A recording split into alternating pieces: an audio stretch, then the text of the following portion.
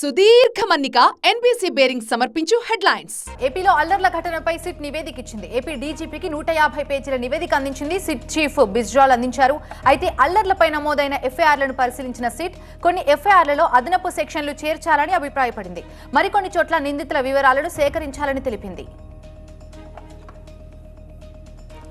ఏపీలో 33 హింసాత్మక ఘటనలు జరిగినట్టు గుర్తించింది సిట్. పల్నాడులో 22, తిరుపతిలో 4, అనంతపురంలో 7 కేసులు నమోదయ్యాయని, కొన్ని ఎఫ్ఐఆర్లలో అదనపు సెక్షన్లు చేర్చాలని చెప్పింది సిట్. మొత్తం 1370 మందిపై ఎఫ్ఐఆర్లు నమోదయ్యాయని, ఇప్పటి వరకు 124 మంది అరెస్టు కాగా 94 మందికి నోటీసులు ఇచ్చినట్లు తెలిపారు. అన్ని జిల్లాల్లో సమగ్ర పరిశీలన జరిపామని, పోలీసుల దర్యాప్తులో లోపాలున్నట్టు గుర్తించామన్నారు సిట్ చీఫ్ బ్రిజ్బాల్.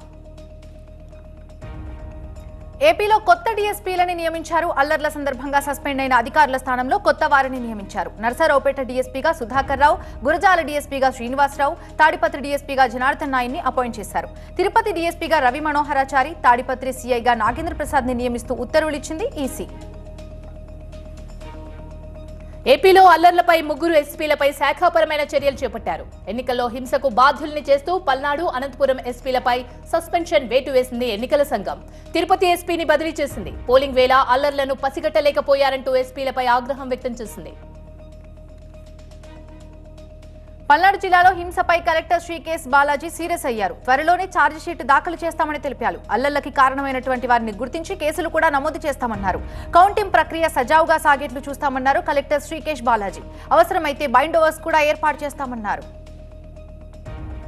సుదీర్ఘ మన్నిక ఎన్బీసీ బేరింగ్ సమర్పించు హెడ్లైన్స్.